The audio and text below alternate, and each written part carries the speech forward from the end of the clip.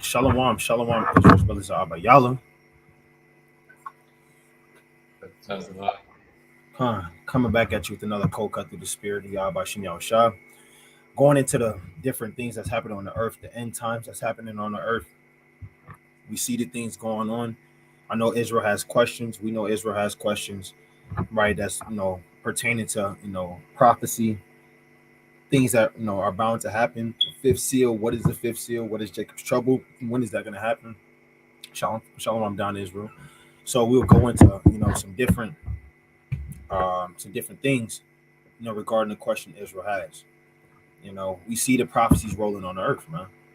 I mean, there's too much prophecy not to always talk about prophecy. You guys always talk about prophecy. Why don't we go into the book of Song of Solomon, the first chapter? Draw me, we shall run after thee. Why don't we talk about that? Break that down, right? I mean, it's not the season. I'm going to Ecclesiastes chapter 3 and verse 1.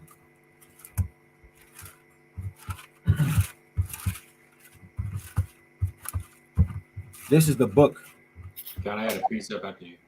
This is the book of Ecclesiastes chapter 3 and verse number 1. Now, to everything, there's a season and a time to every purpose under the heaven, right? So everything, there's a season and a time, right? There's always a purpose under heaven, man. And you want to be able to judge between time and judgment. You want to be that wise man to have time and judgment, right? It says a time to be born and a time to die, a time to plant and a time to pluck up that which is planted, a time to kill and a time to heal, a time to break down and a time to build up. So we're building up this nation. We're breaking down the prophecies. There's always a time. My point is there's always a time for everything. Right, what you got here? Done. Like the brother was saying, it's a time and a season for everything, man. All right. And like you see, you living in the end times. And you want to get these questions out because approaching more of the last days, you're not going to be able to inquire somebody to get your things answered, to get your questions answered. Right, let me bring that out in Matthew chapter 25. All right. Let me get that in the book of Matthew chapter 25 and verse number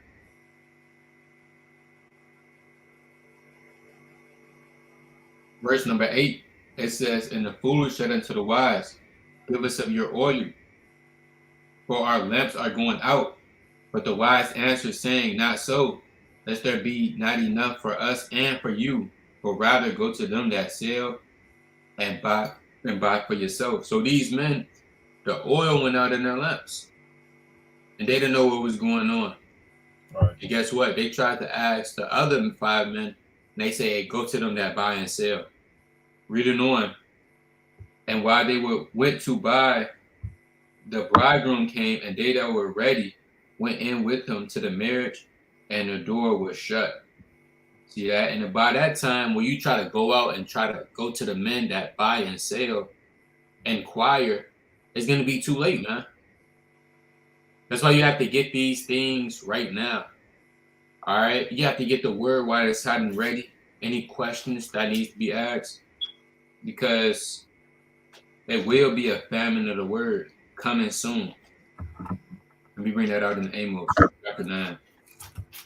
Right? It will be a famine of the word. And there's so many people that don't know what's going on. And they're going to be having questions left and right. Well, what are the Israelites? And what do I need to do to get salvation? Let me bring out Amos chapter 9 and verse number 8. Right, this is Amos chapter 9 and verse number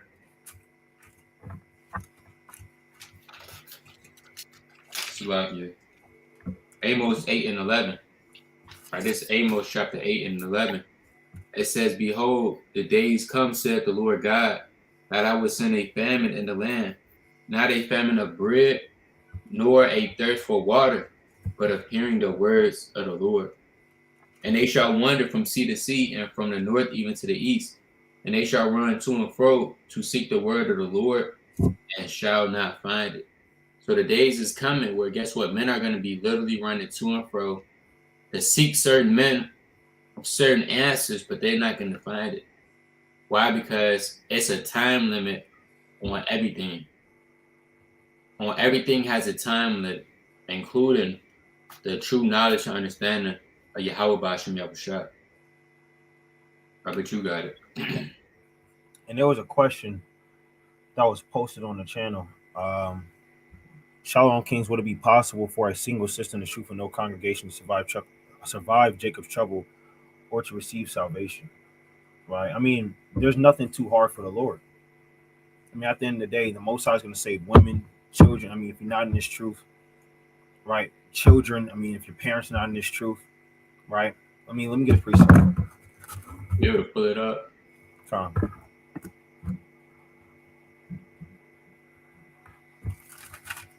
Let me get this precept. Yeah, the Most High can do anything. He's a God at hand, not a God afar off. Is there anything too hard for the Lord? Go to the book of Jeremiah. I mean Isaiah. Oh no, Jeremiah 23 and 23. This is the book of Jeremiah, chapter 23, and verse number 23. And it says, "Am I a God at hand, saith the Lord, and not a God afar off?" Right? So at the end of the day, the Most High is a God at hand. I mean, if you pray to the Most High, if you have the faith, the Most High can do anything. You know, the Most High's hand is not shortened, as it says. You know, that he can't, do certain things. Okay, if you don't have a man of the Lord, I mean, at the end of the day, let me go to the book of 1 Corinthians chapter 7. I mean, if you a single sister, and let's say your husband, let's say you had a husband, he wasn't in his truth, you were even able to save your husband just by you being in his truth. Right? It's 1 Corinthians chapter 7, and we start at verse 13. "And the woman which hath a husband that believeth not, and if he be pleased to dwell with her, let her not leave him.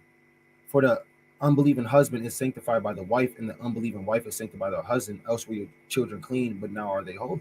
So you will be able to save your husband, even if you had one, right, from the destruction to come, just by your belief. And you have widows all throughout the scriptures, right? You have women that were widows all throughout the scriptures that did the work of the Lord. I'm going to go to the book of Acts. I'm going to the book of Acts, chapter 16. And let me start at verse.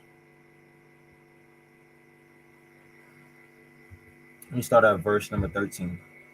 Right? It's Acts chapter 16, verse 13. And it says, "And on the Sabbath we went out of the city by a river side, where prayer was wont to be made, and we sat down and spake unto the women which resorted thither. And a certain woman named Lydia, a seller of purple in the city of Thyatira, which worshiped God, heard us." So there's no account of this woman, Slakia, having a husband. All it says is she worshiped the Most High. Right? And it says, "Whose heart the Lord opened, that she attended unto the things which were spoken of Paul. And when she was baptized in her household, she brought us, saying, If you have judged me to be faithful to the Lord, come into my house and abide there." And she constrained us. So this woman, she was baptized in the name of the Lord. Right? Now she may have children, right? Or this may have been by herself. But all we know is, hey, guess what? She heard the apostles, and guess what? They opened her mind unto the Most High. Right? You got it. Con. This 1 Timothy chapter 2 and verse number 15. It says, "Notwithstanding, she shall be saved and childbearing, if they continue in faith and charity and holiness with sobriety." So a woman could be saved, with no husband, and she could be saved with a child, if it's just her and the child, or a woman could be saved by herself. All right, there's no account of Phoebe having a husband when you read Romans chapter 16 and verse number 1. So you could be saved with no congregation. We encourage brothers and sisters to be in a congregation just with the manifold benefits. Two are better than one. The Lord said, "Gather yourselves together." And a congregation has a lot of pros that more so outweigh the cons. Nevertheless, you're going to have certain Israelites, they're going to be in no congregation, and they're still going to get the cake. Right? Jeremiah, he didn't have a congregation. It was no, Jeremiah's count. All right? Ezekiel didn't have a count. Esdras didn't have a count. Tobit didn't go to count. Abraham. You had Susanna.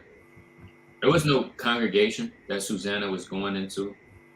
But yet, these women and men, they're still going to be in the kingdom. Let me go to Ephesians.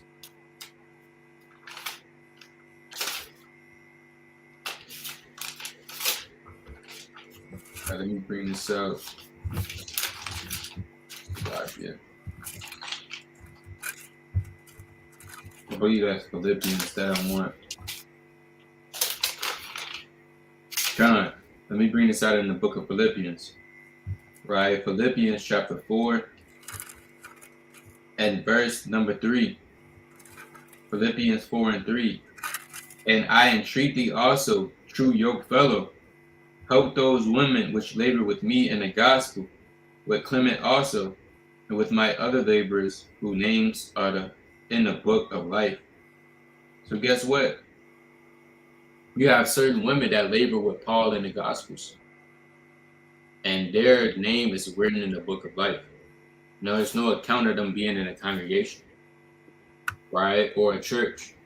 Nevertheless, you know, you're going to survive Jacob's trouble solely off your faith and the works that you have done, and the mercy that the Most High has bestowed upon you, you know, while you was on the earth. You got it. Con. This I'm going to Jeremiah 31 and 8.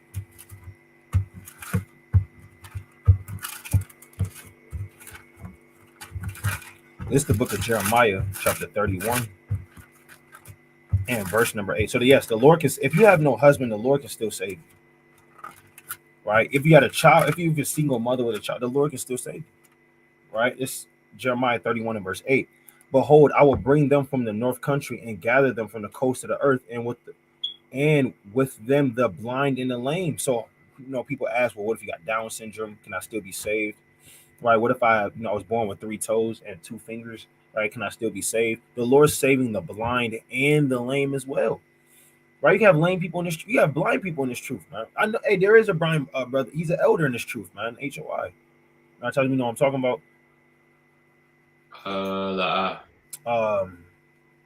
forgot the brother's name. He's an HOI, but the brother had lost his vision some time ago. The brother out of sight. All right, and it says, "Mighty brother in this truth." Right, so the Lord says, "Save the blind and the lame, the woman with and the woman with child, and her that travaileth with child together. A great company shall return thither." Right, so the Lord said, "Woman with child." There's no account of the Lord said, "Woman with her husband and her child." Man, it's just woman with child. You gonna have pregnant sisters during Jacob's trouble. Right, you still gonna have babies be born during Jacob's trouble, man. Right, and you're still gonna have single sisters that's out there as well during Jacob's trouble. So the Lord is able to do anything at the end of the day. All right, you got anything else on that? Rapid fire.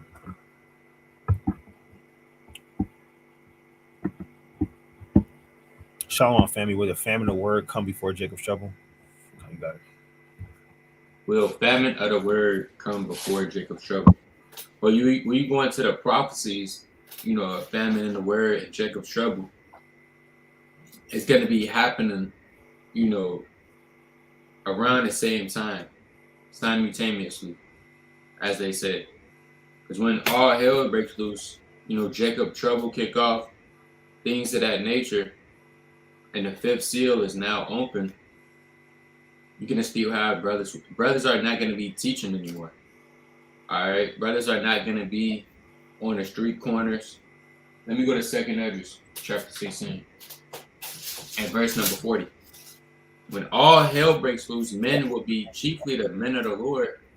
They're going to be pilgrims on the earth. Let's go to the book of 2nd Esdras, chapter 16.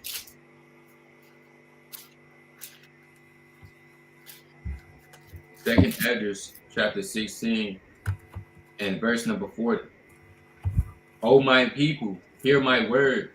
Make you ready to the battle, and in those evils be as pilgrims upon the earth. He that saileth, let him be as he that fleeth away, and he that buyeth as one that will lose. So guess what?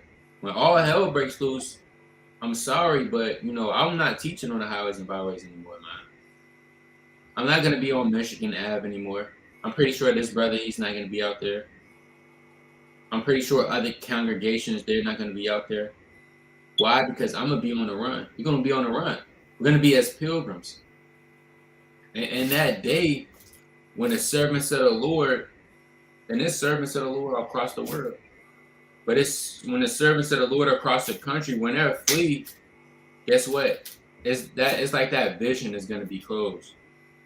Because every brother and sister, they don't have the proper understanding, or might not have the right understanding, or might not have no understanding at all. So when that understanding flees, that's when you're gonna have Amos 8 and 11 kick in. We just read that. Then certain men, they're gonna be going to and fro. Hold on, where are those brothers at? They usually be at this spot, right? They trying to go on YouTube, typing in videos. Well, guess what? YouTube is not gonna be up in that day. All of that's gonna be shut down. You can forget about it. And those times, the word of the Lord, just like you have a physical famine, you're gonna have a spiritual famine.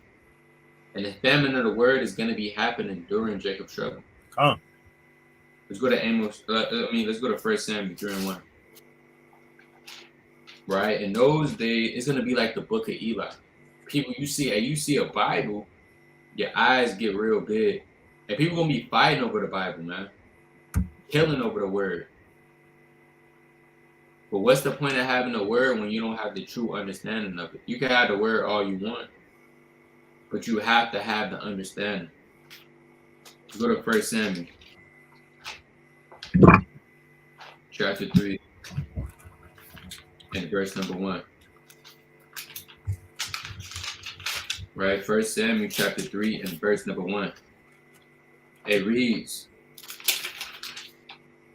and Eli, and it says, it's like it, and the child Samuel ministered unto the Lord before Eli, and the word of the Lord was precious in those days, and there was no open vision. So when Jacob's trouble was happening, you're going to have the famine of the word kick off simultaneously. And guess what? The word of the Lord is going to be precious in those days. You got the word of the Lord, hey, you holding it like a newborn baby, man. You're not going to let nothing happen to it. Nothing touch it. Nothing come too near it. Let me get one more. Let's go to 2 Esdras, chapter 5. All right, let's go to 2 Esdras, chapter 5, and verse number 9. All right, 2 Esdras 5 and 9. And it reads, and salt water shall be found in the sweet, and all friends shall destroy one another. Then shall wit hide itself. Wit is knowledge. And then wit shall hide itself, and understanding withdraw itself into a secret chamber, and shall be sought of many. Because guess what? The Lord gonna shut up that, according to Songs of Solomon 4 and 12, a garden enclosed is my sister, my spouse. He gonna shut up the understanding. But you're gonna have many people. We already know it's gonna be that one Jake. It's gonna be that one Jake. He gonna, oh man, let me go on YouTube and look up the now. We just read Matthew chapter 25. You don't think it's gonna be men out there that's gonna say, man, let me go out there and let me finally go to camp today. Guess what? It's gonna be too late. Oh man, what's that? They're gonna be reading one day. They're gonna be like, man, what's the understanding to Revelation chapter 20 breakdown? Revelation chapter 6. They're gonna try to type it in on YouTube, because YouTube gonna be shut down. So it says what? And shall be sought of many. That's why we don't get mad when people don't, because you know how many Israelites is in the city of Chicago, in these different cities. There's only a handful of brothers out there. That's why we don't get mad. People don't come up. If people don't utilize us right now, or the servants of the Lord, because the time will come.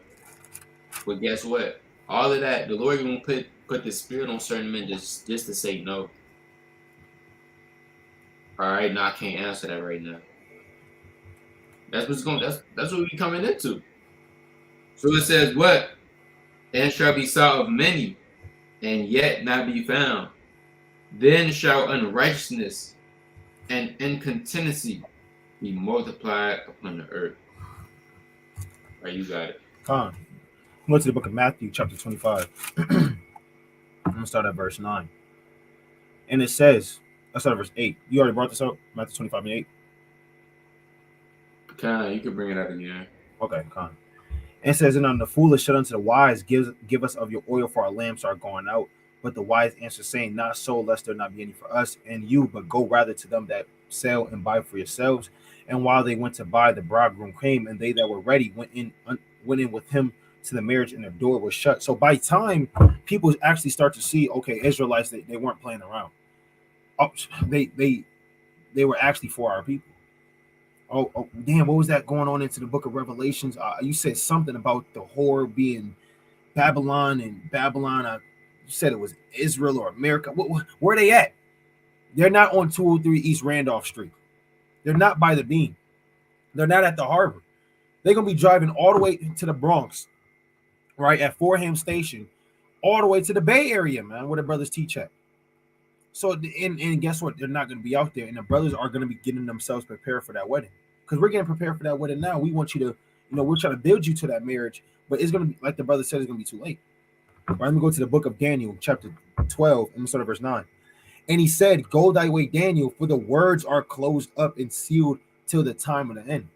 So there's going to be a point in time where these words are going to be closed up. These words are going to be sealed, right? These words are not going to be, like brothers be saying, you got to get it while it's hot, right? You can't. It's not going to be here forever. We got a 20%, actually 100% off, free. Get it now. Get some free living waters. You got free milk, free wine, no charge. Come get it. Nah, I'm full. And I already had some of that Christianity today. I already got my good word in. Nah, man, I'm all good off that Bible. Now, what they be doing at the camp, they be. It is all right. Do that in that day. I want you to walk past and look at a gate and try to see this. Do that, right? But you cannot, because you're gonna want to desire a word, man. Or they put the fist up. Don't know what that means. Right? Let me go to the book of Ezekiel, chapter 12 and 21, because this is what they really say. And the word of the Lord came unto me, saying, Son of man, what is that proverb that you have in the land of Israel, saying the days are prolonged and every vision faileth? Y'all, they've been saying the Lord gonna come back forever. They said that's in 2000. They said that in 1965. Man, the Lord ain't coming back. They've been saying that for 2,000 years, man. They've been saying that since I was growing up. That's what my so-called father told me. They've been saying that since I was growing up. Well, that's the scriptures, man. We see that right here, right? Where every vision faileth, man. The days are prolonged. Where, all right, if the Lord come back, it'll be after I'm dead. These are the things the wicked say, right? Actually, go to Ecclesiastes, Wisdom of Solomon 2:1. This is the mindset of the wicked. But the Lord say, hey, he gonna take this word back, man, and they're gonna seek it. It's Wisdom of Solomon 2:1. For the ungodly said, reasoning within themselves, but not aright. Our life is short and tedious, and in the death of a man there is no remedy. Neither was there any man known to have returned from the grave. So there was, basically that YOLO spirit, right? Well, we're gonna die anyway. The Lord not gonna come back in my lifetime, right? Maybe my kids. That's what they say, but not understanding this. Hey, the Lord gonna come back. The Lord he may roll up onto you. Hey, you never know. Right? Let me get the book of Judges, chapter 21 and 25. Because we're going to come into that days where every man going to do what's right in their own eyes. All right? The Lord can come back when you least expect it, as a thief in the night. And that's what they say. Like how the Hamas soldiers rode in on Israel during that attack. They was partying, drinking, having fun. And 2 minutes later, there was bodies everywhere. It's Judges 21 and 25. In those days, there was no king in Israel. Every man did that was right in his own eyes. Right? There's not going to be anybody reproving anybody out here. There's not going to be anybody laying judgment. The Lord is utterly going to withdraw himself as he did in the days of old. Let me get this one more precept. In the book of Mark, chapter 3 and 5. And when he had looked around about, it's like when he had looked about on them with anger, being grieved for their hardness of their hearts, he saith unto them, stretch forth thine hand. and he stretched it out, and his hand was restored whole as the other. So that's what we out there doing. We heal the people, right? They stretch out their hand. They kind of want to learn the words of the Lord, and we heal them. But what? And the Pharisees went forth and straightway took counsel with the Herodians against him, how they might destroy him. But Yahushua withdrew himself with his disciples to the sea. A great multitude from Galilee followed him, and from Judea. So guess what? A great multitude followed the Lord. Not everybody want to be healed. Not everybody want to seek the words of the Lord, but he withdrew himself. Guess what? When the Pharisees sought to destroy him. When that fifth seal kick off, the Lord's going to withdraw everything again. He's going to do the same thing again. He's going to withdraw the prophets, and the words of the Lord are not going to be magnified as they once were. All right. Khan, you got any more on that?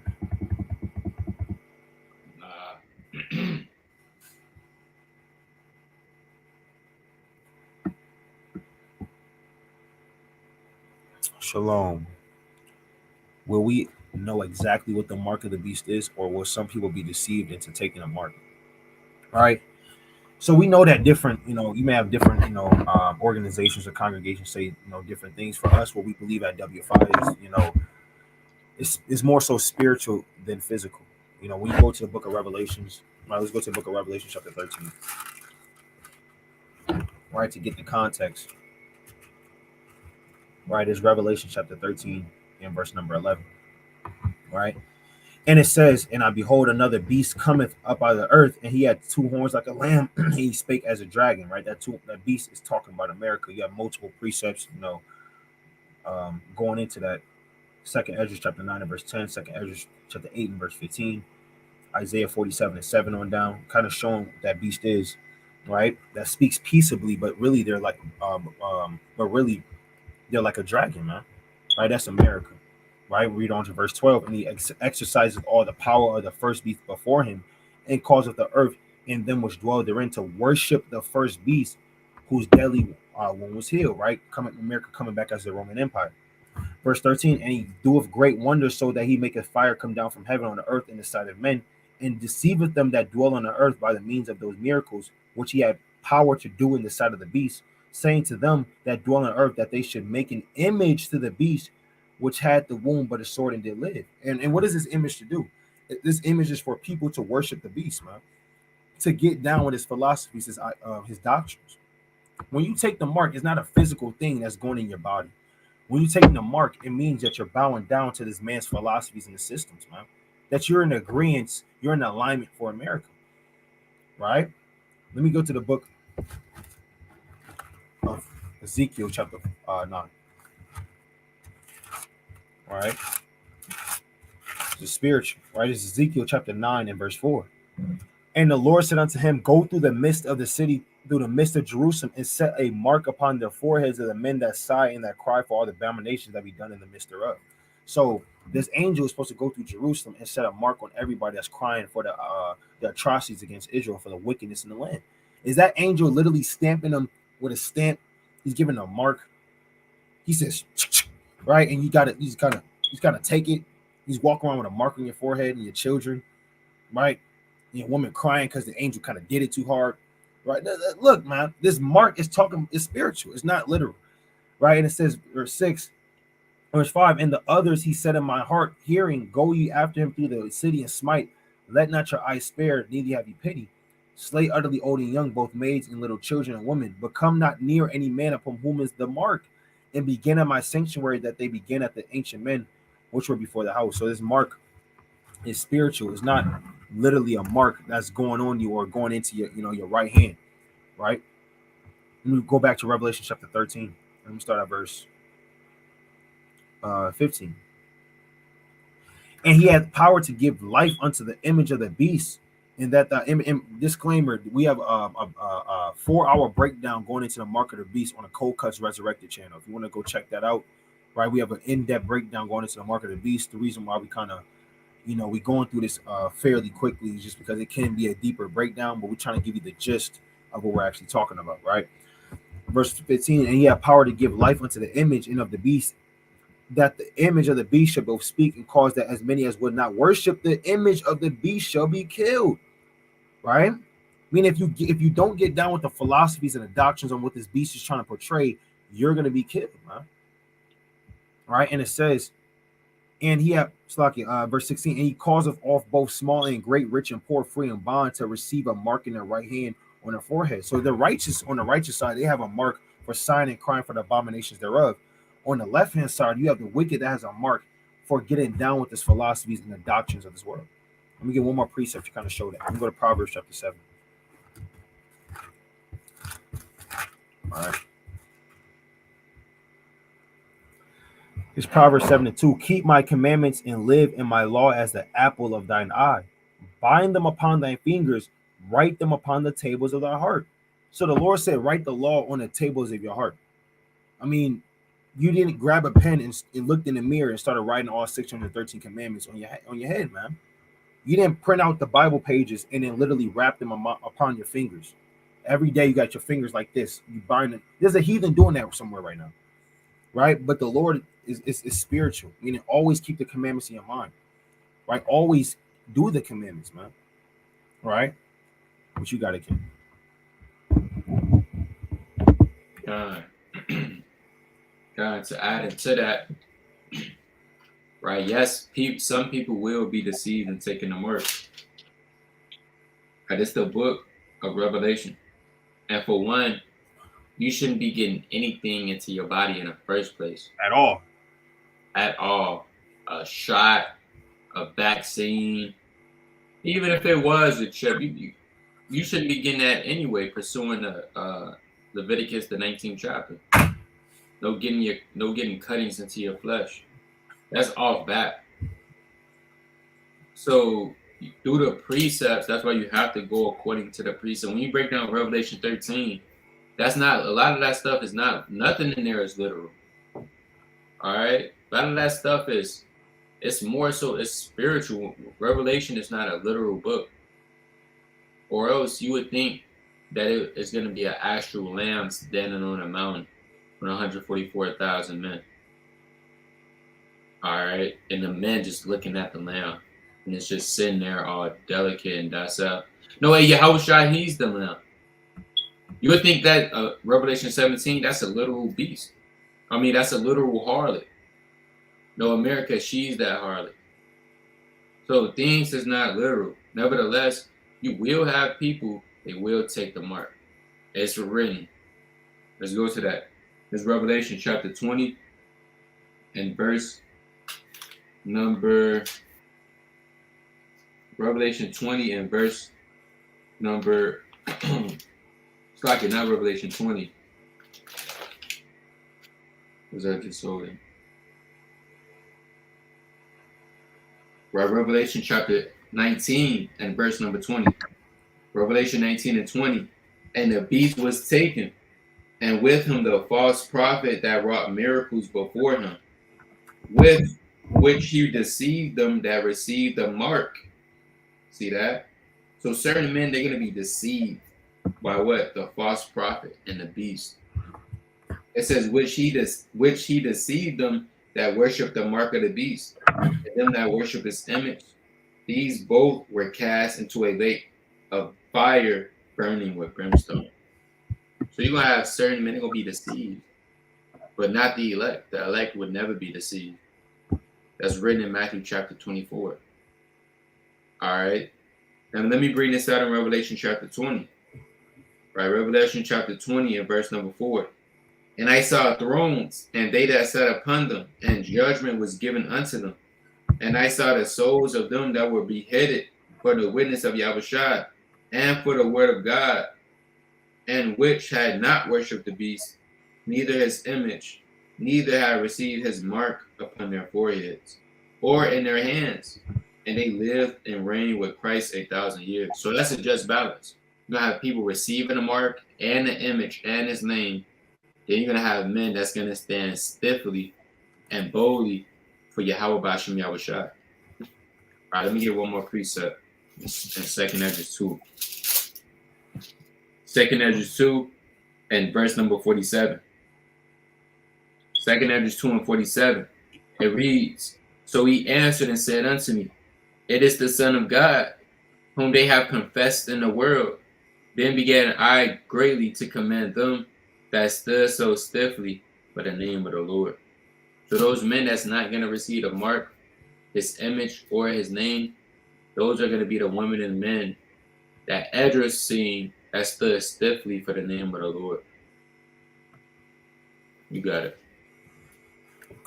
And that's kind of going into our next question. Also, I know the word says, if you take the mark, you no longer be saved. But if you realize you were deceived and sincerely seek the Most High, is it possibly forgiven, or is that it? I will say this: if you in this truth, and you since I'm going to go to Philippians chapter 1 and verse 20. Philippians chapter 1 and 11. And you're sincere, you're actually trying to keep the law, statutes, commandments. You actually believe in Yahweh Hashem Yahushua. You actually love your people, right? Most likely you don't have that mark, right? You're trying to abstain from the ways of this world, right? Because you're not getting down with this society. You're not overly abusing this world. You don't love this world. The mark, you love this world if you have the mark, right? You want to get down with this society. You're looking for the next stimulus check, right? You want to be supported, and you want to be involved in the fashions of America. If you don't cry and sigh for the abominations of your people, and you turn your eye away, then you already have that mark. But if you sincerely keep these commandments, you sincerely love your people, and you hate the things that's happening to your people. All right, let me go to Philippians 1 and verse 10. That you may approve things that are excellent, that you may be sincere and without offense to the day of Hamashiach. Right? So you got to be sincere in this thing. Now it's gonna be quite obvious to tell who took that mark and who doesn't. All right, who did it? You can go to Wisdom of Solomon, chapter 5 and 1. This is what the people that's gonna say that took that mark, because they're gonna kind of be saying the same thing you did, right? They're gonna try to sincerely seek the Most High. They're gonna say, they were deceived, right? But at the end of the day, they chose that mark. It's an option, right? It's Wisdom of Solomon, chapter 5 and verse. I'm gonna start at verse 2. When they see it, they shall be. I'm sorry, verse 1. Then shall the righteous man stand in great boldness before the face of such as him that afflicted him and made no account of his labor. Yeah, you don't have to just be a heathen to not make an account of your labors of your people, of the Black, Hispanics, and Native Americans. That can be your own people as well, right? You can be in this truth and not make an account of your brother's labors, man. Brothers go out there, do the work, persecuted, yelled at, or certain things happen, and guess what? You say, well, hey, man, we should have this, that, and the third, right? And we should have bowed down to this, whatever the case may be, right? That can be the 2/3 of your own people that's saying that making no account of your labors. Verse 2, when they see it, they shall be troubled with terrible fear, shall be amazed at the strangeness of his salvation, so far beyond that they looked for. So most of the people that took this mark, they're not expecting Blacks, Hispanics, and Native Americans to be saved by chariots, man, to be saved by the Lord, right? And it says, verse 3, and they repenting and groaning for anguish of spirit shall say within themselves, this was he whom we had sometimes in derision, in a proverb of reproach. So those that took that mark, they're going to be having the righteous in derision. They're going to be having the righteous in reproach. They're going to be laughing at them, saying it's not real, right? They already accepted the ways of America, so there's no way this truth can be real to them, huh?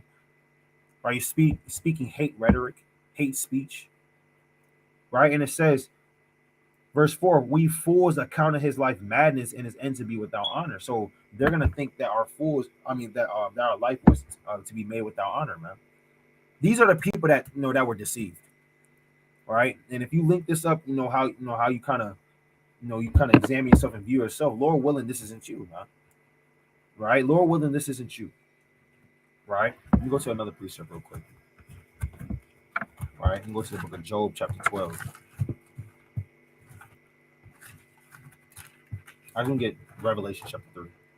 It's also a good thing that no man take your crown, because you had a man named Hymenaeus, and they were deceiving people, grievous wolves among the flock.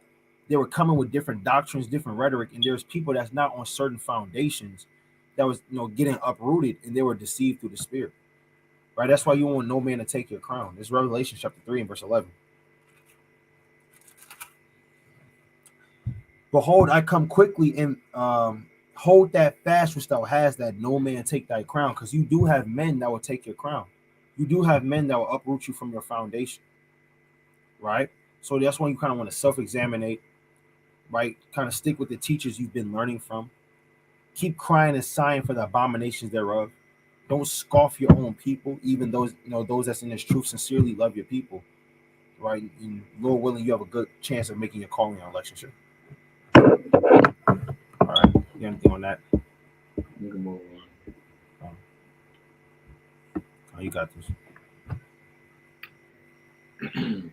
It says, if you're married and don't congregate because there is no camp in the area, is keeping the feast days together as a family, keeping a holy convocation? Right, well, Khan. All right, we able to pull up that word convocation? Con. Now, you might not. It might not be a camp in your area. It might just be you and your woman and things like that. Let me go to Tobit. Hey, Tobit, like you said, Tobit didn't have a congregation, man. Tobit didn't have a camp, but he still kept the feast of weeks, right? Convocation. It says a large formal assembly of people. The action of calling people together for a large formal assembly. Now, it would be different if you were married and you did have a congregation in your area and you decided to just do your own thing. Because hold on, that's not a large formal of assembly. But, under the circumstances where you maybe there's no camp in your area, things of that nature, you still, want to keep the feast with more than one person. Let me bring this out in Tobit. Right, it's Tobit chapter 2 and verse number 1. Now when I was come home again, and my wife Anna was restored unto me, with my son Tobias, in the feast of Pentecost, which is the holy feast of 7 weeks, there was a good dinner prepared me, in the which I sat down to eat. See that? So Tobit, he kept the feast with his wife Anna and his son Tobias. All right, and that might be you. And to Lord willing, maybe a congregation may arise in your area. Or maybe you have to travel 30 minutes. There's some brothers stay like 30 minutes away, an hour maybe, through the spirit. And we know certain brothers, they drive an hour and a half, just to congregate with other brothers on the feast days. Nevertheless, it would be okay in that circumstance. You got any precepts on that? You already brought out Judges 5 and 11. But Judges chapter 5 and verse 11. Right, and it says, "They that are delivered from the noise of archers in the place of drawing water, there shall they rehearse the righteous acts of the Lord." Right, so that's kind of going into slavery, right? When you're in captivity, you're supposed to rehearse the righteous acts of the Lord. So let me look up that definition of what rehearse. Right, practice. There you shall practice. Right, you got to practice the righteous acts of the Lord. So if you don't have a congregation near you, you're miles away from a congregation. It's just kind of going. It's just kind of a burden for you to get to. If it's you, your husband, your children, if you have any, hey, guess what? The Lord is still among you, man. Didn't the Lord say, "Whether 2 or 3 are gathered in my name, there I am in the midst of them"? Right. I'm gonna get that precept next. It says, "They that are delivered from the noise of archers in the place of drawing water, there shall they rehearse the righteous acts of the Lord, even the righteous acts towards the inhabitants of the villages, his villages, Israel. Then shall the people of the Lord go down to the gates." So, you want to just try your best of your ability. That's everything in you to keep these commandments, right? We're practicing the commandments. We know everybody's in different situations. So if the best of your ability means your large gathering is your husband and your children, if you have any, or just your husband, in certain cases it's just brothers and sisters by themselves, and it's the holy angels and the Most High keeping it with them, man. I know certain brothers have been in that situation. I myself was in that situation. So it's just to the best of your ability. Let me go to the book of Matthew chapter 18. All right, Matthew chapter 18. Yeah, like the brother said, it would have been different if you had a congregation 2 blocks away from you and you said, nah. Right, they adhere to sound doctrine. You kind of listen to them a little bit, and they kind of invited you out. You said, no, I don't want to. Right, then that would have been different. But since you kind of can't, right, you got to do everything to the best of your ability. Right, this is Matthew chapter 18, and I'm gonna start at verse number. Let's see what I want. 21. 21. Oh, there we go. The water king. Matthew 18 and 20 and verse 20. For there, for where two or three are gathered together in my name, so there am I in the midst of them. So if it's two or three of y'all, hey, guess what? The Most High, hey, Yahweh Shah, he's in the midst of y'all, man. You know, the Most High, Yahweh, they're in the midst of you. So don't be, feeling too shameful. You couldn't make it to a congregation. You can't, get to certain places if you don't have the, you may not have the funds, or you may not just have the means to do it. And you got to keep it in your house. It didn't keep it in your house, man. With your family, and the Lord will honor that through the Spirit. I got anything else on that? Nah. Moving rapid fire, man. Rapid fire. All right, did we get closer? There we go. All right, Khan. What the hell? Okay, Khan. Shalom, y'all. See your brothers down. Tell us the heathens. The water king. The water. All praise to the Most High, man. Mighty Yahweh's camp. Mighty brothers out there, man. Mighty brothers out there holding it down in the name of the Most High. All right, brothers on the East Coast holding that down, man. How to increase my faith and be strong in the end days. The other day, my wicked coworkers had a Halloween costume party, and I participated by voting. I feel like I'll fold in the end if I don't change. How to increase my faith and be strong in it. Did I have the last one? Or you had the last one? Wait. I had the last one. You had the last one? Yeah.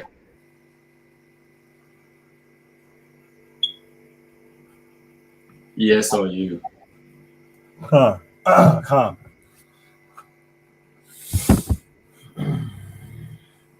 All right, Khan. So how to increase my strength and be strong in the end days? Well, you got to remind yourself. I'm going to 2 Peter chapter 2.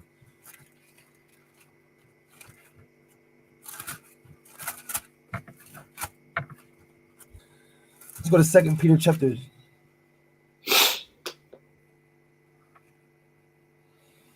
1 and verse 12. And it says, wherefore I would not be negligent to put you always in remembrance of these things, though you know them and be established in the present truth. So you know how to increase your faith. You just got to remind yourself, right? You know the precepts that you got to go to. You just got to actively remind yourself. Because I remember being me personally being in that position, working with all Edomites. You had an office. They have an office Christmas party. They want you to kind of participate in certain stuff. That's where wisdom comes in, right? But we're going to get into that. And it says, yea, I think in me, as long as I'm living, I am in this tabernacle, stir you up by putting you in remembrance. So you got to just put yourself in remembrance of certain things. You know the precepts. Well, Lord willing, you know the precepts to increase your faith. But if you don't, we'll help you out. Let me go to the book of Luke chapter 10. Because at the end of the day, it's just recognizing, spotting demons. Right? Spotting Satan. Satan tries to disguise himself all the time. All right, it's Luke chapter 10 and verse number 17. And the 70 returned again with joy, saying, Lord, even the devils are subject unto us through thy name. Right? And he said unto them, I beheld Satan as lightning falling from heaven. Behold, I give unto you power to tread on serpents and scorpions, and over all the power of the enemy, and nothing shall by any means hurt you. So, since you was born with the power to overcome demons, I don't, Lord willing, you don't fold, but I have faith in you. The brother has faith in you. If you're watching this right now, there's a good chance. I guess you won't have that faith, man. You just got to keep believing, man. Right? Understand in the back of your mind who you are. You have power to literally overcome demons as the Israelites, man. At the end of the day, like I said, it goes into using wisdom. So if you see they're trying to get you participate in certain things, let's say the voting, for example, they want you to vote right then and there. Slocky, I gotta go to the bathroom.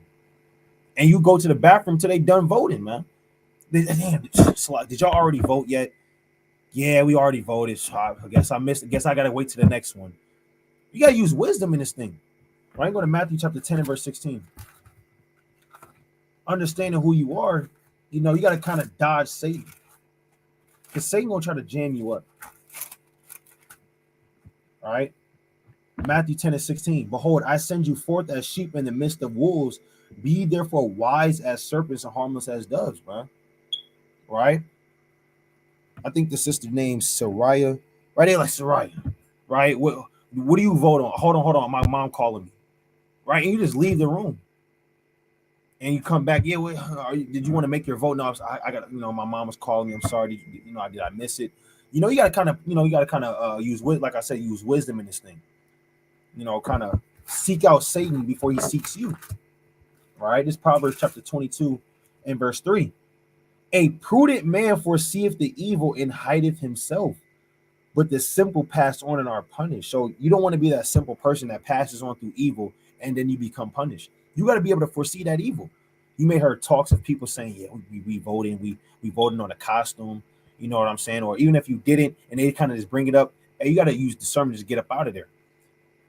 Right? There's an account of David. You can go to the book of 2 Samuel. It's like, you remember that precept where David kind of had to, act like he was, so-called slow. God, that's 2 Samuel chapter.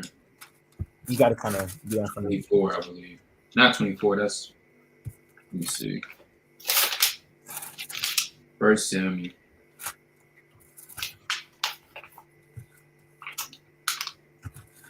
Right, because David had to do that, man. You got to be able to think on the spot. Because even in the days of trouble, you're gonna have to be able to think on the spot, man. Esau may be coming from that way. You got to go this way. Then something may be coming from that way. You got to make swift judgments and swift movements, because that's how Satan's gonna attack you. You can go to 1 Peter. Right, you kind of look for that one. I'm going to go to 1 Peter 5:8 real quick.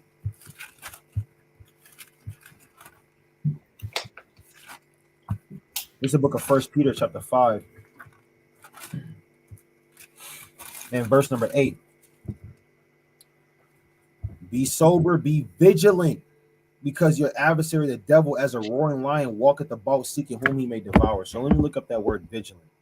What does that word vigilant mean? Let me look up that word vigilant.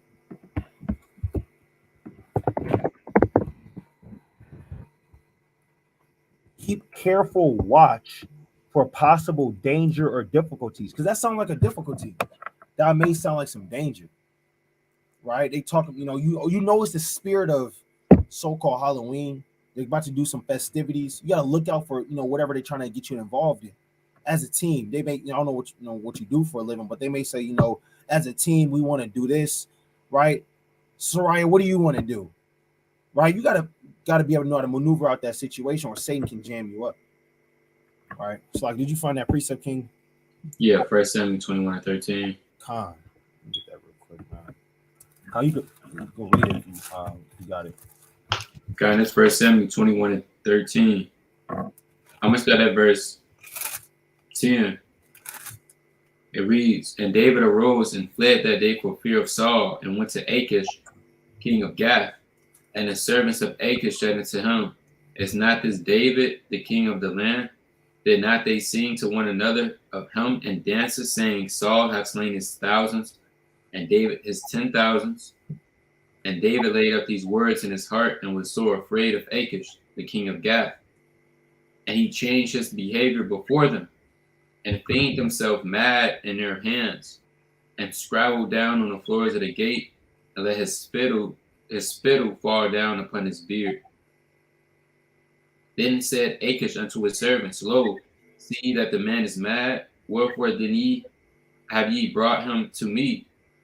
Have I need of madmen, that ye have brought this fellow to play the madman in my presence? Shall this fellow come into my house? So David had to he had to use wisdom in that situation, man. He had to think on the spot, man. Instantly, because he knew he was going to die by that. They knew who David was, man. David was giving them hell, so he had to feign himself to be another man instantly. He didn't have time to, drop down and face towards the east and throw up some. Hey, look, he had to use the wisdom the Lord imparted unto him in that very moment, in that, using wisdom to kind of get himself out of that situation. All right. So to kind of answer your question, just, don't understand that you have the faith. You believe in this truth. You're strong enough. You got to let yourself know that you're strong enough to overcome these demons. The Lord told us that already.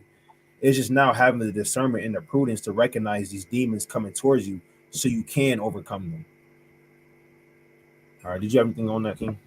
Gun. Tom. Is Romans chapter 10 and 17. It says, so then the faith coming by hearing, and hearing by the word of God. So if you want to increase your faith, it cometh by hearing, and hearing the word of God. So the more you hear the videos, you reading, right? You watching camp videos, maybe that's a breakdown video. That's all building up your faith, being around righteous brothers and sisters. Because you can't build up your faith if you're not around the word. If you're not constantly hearing the word, if anything, your faith is going to go down. So that's how you increase your faith and be strong in the last days. And you don't want to feel like you're going to fold. Let me go to Proverbs chapter 24, because the Lord not looking for men or women that's willing to give up. If you fold and give up, then and you folded on the Lord. You folded on this truth. That means your strength. That means you were weak. That's just what the scriptures say. You were weak. Let me bring this out in Proverbs chapter 24. Right? Proverbs 24 and 10. If thou faint in the day of adversity, thy strength is small. So the Lord said, if you faint in the day of adversity, and adversity could be when you're being tempted, our temptation, trials. Guess what? He said, hey, your faith is small. So like the brother said, you want to know how to use wisdom. Not only that, you could use wisdom, but that comes with experience over time. What you got to do if you're a newcomer, you got to rebuke it straight up. No, I don't celebrate Halloween. Because you could try to run away from that demon, but that demon will follow you. You could, guess what? You could run, but you can't hide. Eventually, it's going to come back up to you, and you're going to have to, either way, you're going to have to face it one-on-one, head up. You gotta have to be like Yahweh in Matthew the 4th chapter and rebuke it. It's Proverbs chapter 1. All right.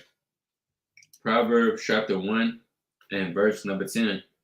My son, if sinners entice thee, consent thou not.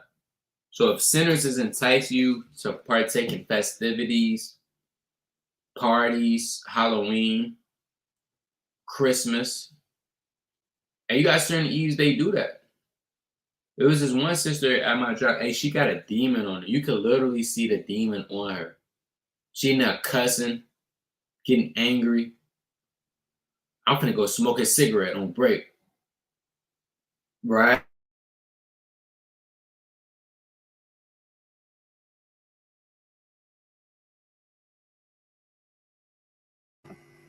I know some people like that. That's that's off. Right? That is off. I'm finna go smoke a cigarette on break.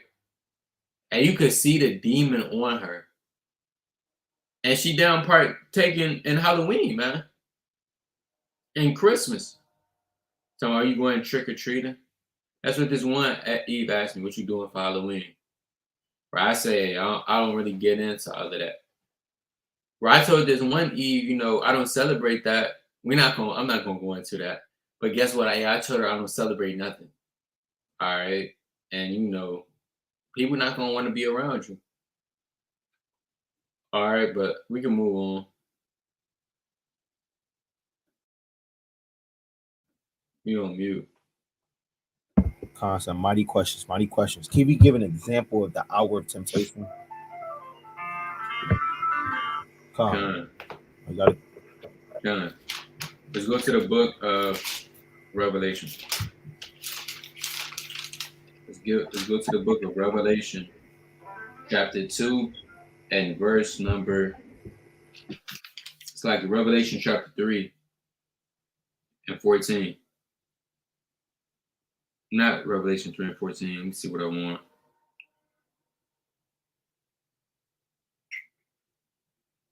Revelation chapter 2 and 3 and 10. Right? Revelation chapter 3 and verse number 10. Now, the hour of temptation is not a literal hour. Right? You got the Most High has a time clock, or the Most High putting it on his phone. right? Typing it in, you got a time, you got about 1 hour to endure this temptation. If you survive that hour, you get beamed up. No, right? That's not the time clock, man. The hour of temptation is a dispensation of the time where you will be tried on the earth. All right. You will be tried on the earth.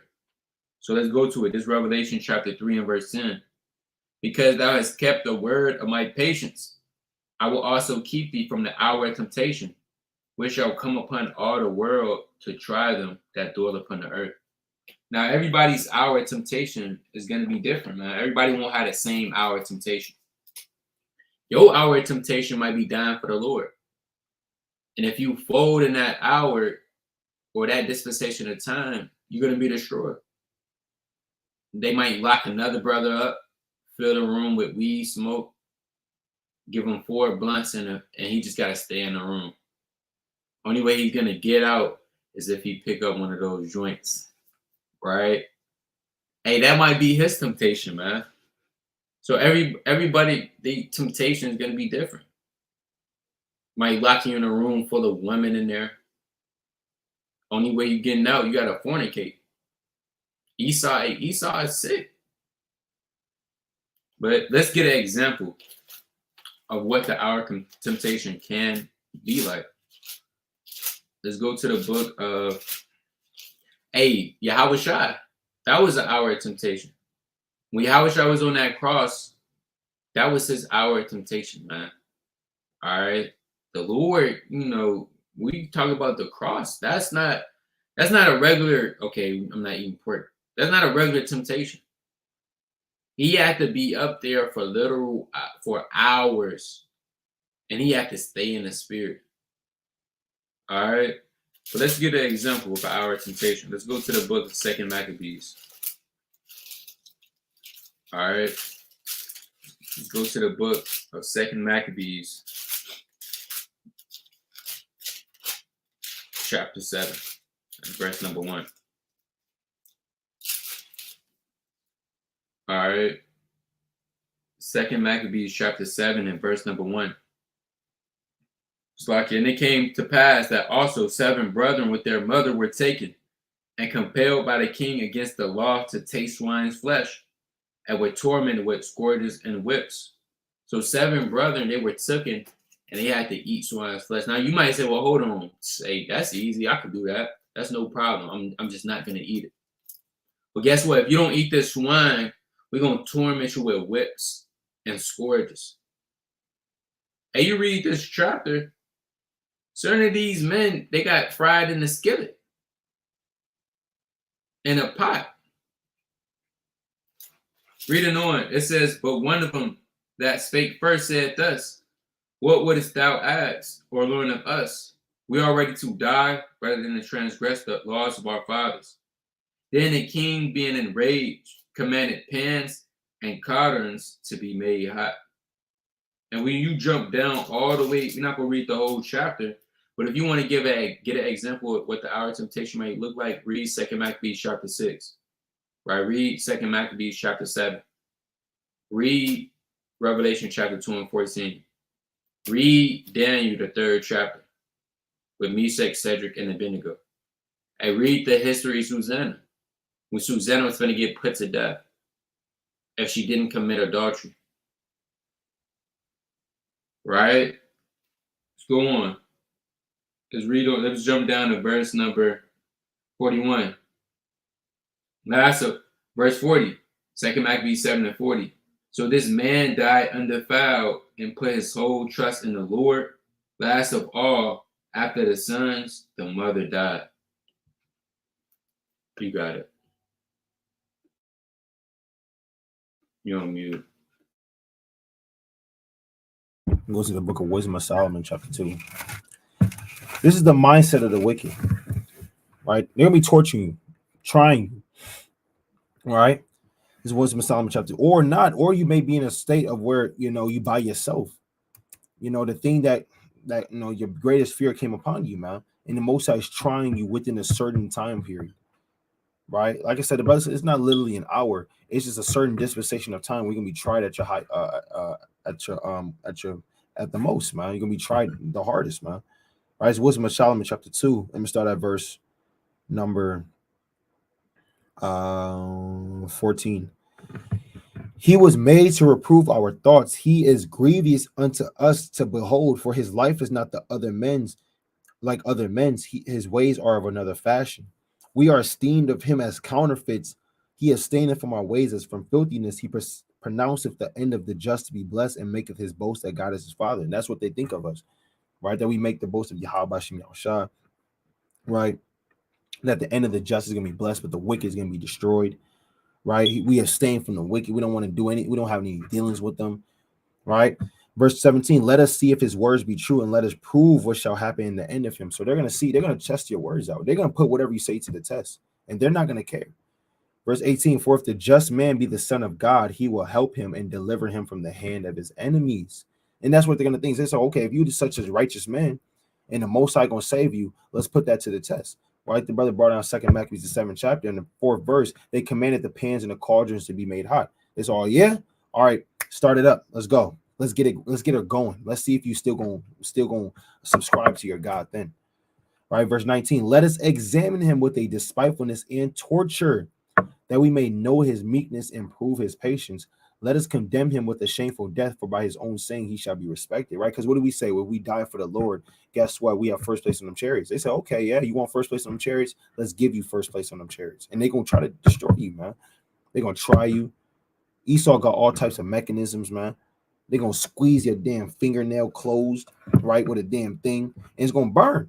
And they got all types of other stuff, man, right? Or you may be in that day in the wilderness, is a famine. Are your thoughts playing tricks on you? There's a whole bunch of scenarios that can happen. It's just when you're going to be tried at that hour, man, right? At that time period, you're going to be pushed to a point that you never thought you can be pushed to. And you got to be found faithful in that day. All right. So let me get one more precept.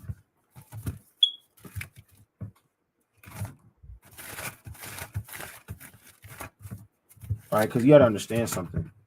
It's not forever. Right? It's everything's temporary. The only thing that's forever is Yahweh Shem Yahushua in this kingdom and the elect that that remain in it. But on this carnal life, it's nothing's forever, man. It's a dispensation of time. This 2 Maccabees 6:28.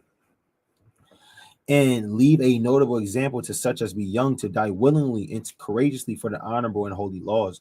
When he has said these words, immediately he went to the torment. So this man immediately went to the torment after for the holy laws of the Most High, and to lead, to show an example to the young men that like they that led him, changing the goodwill they bear him a little before into hatred, because the aforesaid speaking proceeded as they thought from a desperate mind. But when he was ready to die with stripes, he groaned and said, it is manifest unto the Lord that hath the holy knowledge that whereas I might have been delivered from death, I now endure sore pains in my body by being beaten. So that was his hour of temptation, Eleazar. He had to endure different beatings in his body, right? But in soul am well content to suffer these things because I fear him, man. And thus this man died, leaving his death for an example of a notable courage and a memorial of virtue, not only unto young men, but unto all his nation. And guess what? That suffering stopped as soon as he died and then gave up the spirit. Lord willing, he has first place on the chariots. But those beatings, he's not getting beat right now. It was only for a period of time. All right. So that's kind of an example of what that would look like, on the wicked's perspective and on the righteous man's perspective. All right. Let me go to the next one. Shalom Kings. What is heaven gonna be like exactly? Man, it's a great question. Well, I always like to start with this scripture in Matthew, just to show that you're not gonna be in the sky. You got Christians say you're gonna be in the sky. There's a big gate, right? And you up there waiting at that gate. You got Santa Claus, right? The so-called Edomite, so-called white man with a beard. And he got a naughty and nice list. He got people in line, they waiting, right? It's not how that works, right? It's actually going to be on earth, because our kingdom is going to be a sense of rulership. Like Esau's in this kingdom, he has a sense of rulership. Ours is going to be a little bit more glorified, a lot more glorified, 1,000 times more, right? It's Matthew chapter 6 and verse number 9. After this manner, therefore, pray ye, our Father which art in heaven, hallowed be thy name. Thy kingdom come, thy will be done in earth as it is in heaven. So the kingdom of earth as is done in heaven is going to be on the earth, meaning we're going to have a rulership. As the Most High has rulership in the heavens and all over the earth, we're going to have rulership on the earth, the elect, right? And let's see how that's going to be. Let's get a taste of the kingdom of heaven. We go to the book of Zechariah chapter 8, one of my favorite chapters in the Bible. Right, in Zechariah chapter 8, I'm going to start at verse 3. And it says, thus saith the Lord, I am returned unto Zion and will dwell in the midst of Jerusalem. And Jerusalem shall be called a city of truth, in the mountain of the Lord of hosts, the holy mountain. Thus saith the Lord of hosts, there shall yet old men and old women dwell in the streets of Jerusalem, every man with a staff in his hand for very age. So you can have all elders, right, in Jerusalem, right, with the elderly women doing womanly works. You're not going to have brothers shooting dice. You're not going to have brothers yelling, talking about I got next to him 2K. Yeah, I got mad at. No, it was supposed to be my turn. What are you doing? He's going to kick you out. Talking about who want to spark this up. You're not going to have that.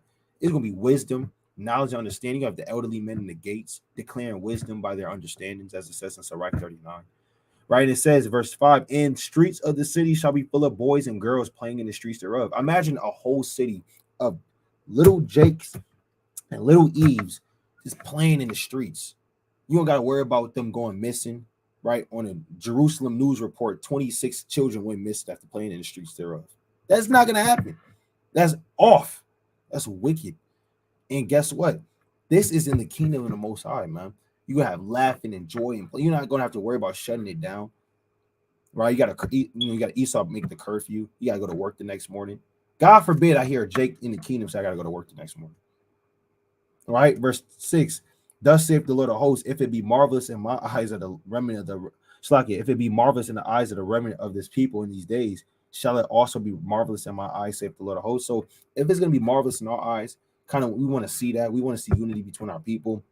We're not going to be no fighting, right, or any strife. The Lord says it's going to be marvelous in his eyes. Right? Let me jump down to verse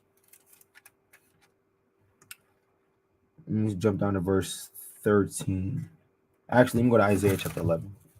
Let me get one more precept when you got it. It's Isaiah chapter 11 and verse 6. The wolf also shall dwell with the lamb, and the leopard shall lie down with the kid, and the calf and the young lion and the fatling together, and a little child shall lead them. So you're going to have peace among the animals in that day as well. Right? You're not going to have, the lion trying to eat the lamb and the kid trying to play with the lion, and next thing you know, right, next thing you know, he gets mauled by a bear in the kingdom of heaven. Right? It's not going to happen. You're like, in the book of Genesis, the 46th chapter, I believe, you got Jacob, crying after Joseph, think he died by a beast. You're not going to have that. Right? You're going to have, it's going to be unity amongst all animals. Right? And it says, and the cow and the bear shall feed, their young lion shall lie down together, and the lion shall eat straw like the ox, and the sucking child shall play on the hole of the ass, and the weaned child shall put his hand on the cockatrice den. They shall not hurt nor destroy in all my holy mountain, for the earth shall be full of knowledge of the Lord as the water covered the sea. So imagine, instead of just, you got Hebrew Israelites just praising the Most High, imagine from Argentina all the way to the tip of Russia, everybody knows the Most High's name. Everybody's pulling on the skirt of him. That's a Jew, right? And worshiping, reverencing you. You got it. This First Corinthians chapter 2 and verse number 9. It says, but as it's written, I have not seen, nor ear heard, neither have entered into the heart of man the things which God hath prepared for them that love him. So although in his breakdowns, and Lord willing, we can do a what's the word I'm looking for? Updated breakdown on what the kingdom is gonna be like. But at the end of the day, although we go through the precepts and the accounts and the things like that, I have not seen, nor the kingdom has even what is truly like. It didn't even cross the thought process of mine, the thought process of man, what the Most High really has set up for them that truly love him and endure it to the end. So the kingdom, man, That's why the kingdom gonna be crazy. Something crazy. Yeah, All right. that was just the surface level. That's what the Lord allowed you. You got to imagine that. Yeah. It's all Right. Hey, let me bring that out in Psalms. Right. Let me bring that out in the book of Psalms, chapter 126 and verse number 1. Psalms 126 and 1. When the Lord had turned again the captivity of Zion, we were like them that dreamed. So, David said, when the Lord turned back that captivity, and that's chiefly going to be when we be in the kingdom, we was like them it's almost like it's a dream. It's not even real. But that's how it's actually going to be. And everything's going to be in order and in righteousness. I can't even explain it. There's no words in my vocabulary to, kingdom, da da da da da. I can't. I'm gonna just say, hey, we were like them that dream.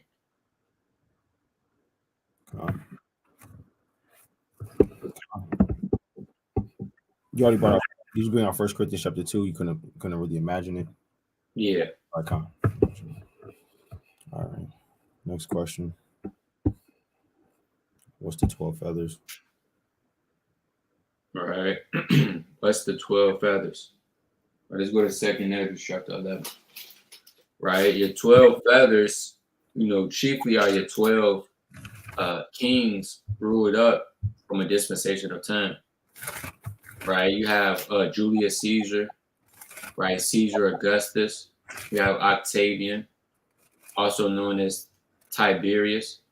Right. You got Caligula, Claudius, Nero, Gaba, Otho, Vitellius, Vespasian, Titus, and Domitian. Right. Those are your 12 feathers. And you could read about them in 2nd Esdras, the 11th chapter. We're not going to go into the whole breakdown because that's a 3-hour breakdown. Yeah. All right. We wouldn't get sleep in the morning if we go over that. That's a 3-hour in-depth breakdown. Nevertheless, you could go on the Watchman for Israel channel. It's a breakdown to it. 2nd Esdras 11 and 12, the 12 feathers breakdown. Going into, it goes into it covers literally the whole Roman Empire. All right, you had a middle time approaching. So I'm gonna bring this out. This 2nd Esdras chapter 11 and verse. Actually, I'm gonna go to 2nd Esdras chapter 12. Go to the interpretation. All right, it's 2nd Esdras chapter 12 and verse number 14. 2nd Esdras 12 and 14.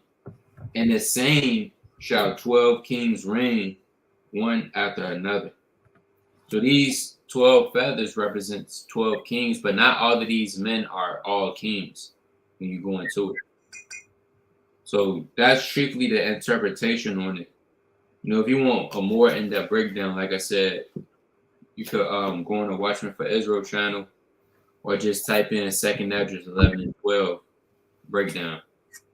It's a lot of history into that. Yeah, anything on that?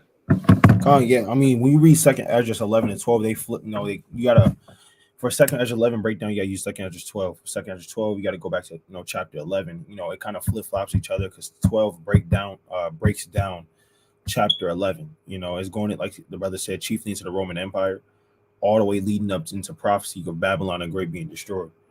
Right, he's going into those Caesars, as the brother just mentioned, the middle time approaching, the Roman Empire almost collapsing, and then it being reestablished to the fall in 476 AD. So yeah, it's a long breakdown, but there is, like the brother said, a channel on Watchman for Israel channel. He said Watchman for, is it Cold Cuts or Watchman for Israel? Okay. Watchman for Israel, it should be on there. It's old. Oh, yeah, Colin. Yeah, you can look up that breakdown. If not, Lord willing, brothers can kind of get into that breakdown. But yeah, it's just going into the Roman Empire from the time of the beginning of it and the time of the end of the Roman Empire, and those are the Caesars that reigned during that time. Con. All praise to the Most High, man. All right, if you had a question on here, Lord willing, next week when we do this again, Lord willing, we can kind of get to your question. We can I know in Israel they have a lot more questions through the Spirit. But that's gonna be the last question, man. All praise to Yahweh Bashim Al Shah. Right, the water, for being on here, and dropping y'all questions that we can edify our Lord willing, y'all was edified through the Spirit. I'd like to give our praise to Yahweh Bashim Al Shah, his brother Zabayala. Right, hey, stay vigilant, be sober minded, and watch, because Satan, is as a roaring lion, seeketh whom he may devour. We got a lot of prophecy on the earth. Continue to watch these different things. Let me get the book one more. Let me get Second Ezra chapter 2 and close it off with this.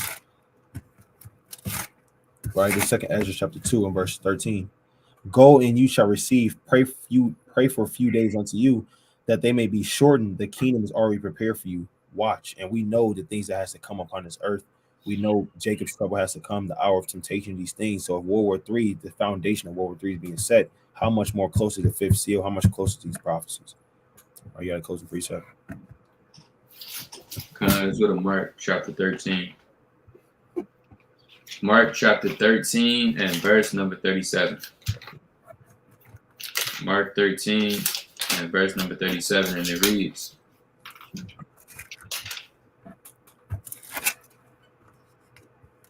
it says, and what I say unto you, I say unto all, watch. So what the Lord said unto his disciples, he said that goes for everybody, right? You must be watching over a plethora of things in these last days. Watch over your spirit, your household, the prophecy, the demons. Where you lacking that? Everything has to be watched. The brothers around you, the sisters around you. But what the Lord said unto everybody, when he said it to the disciples, he said it to everybody, and that's watch.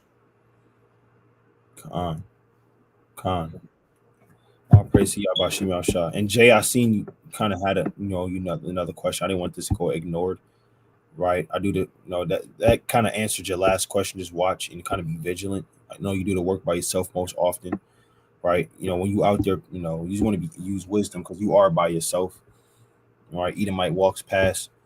What I'm saying? It's cool to call him the devil, because that's what the Bible says. But more so, you want to use wisdom, focus more on your own people. Or let's say, a group of Edomites walk past, you call him the devil, and the Lord going to destroy you. Well, brother, they may try to jump. All right, you want to kind of use wisdom, especially if you're out there by yourself. And focus on waking up the lost sheep of the house of Israel. And all right, but other than that, like I said, we like to give our praise to Yahweh Bashim Al Shah. I say shalom.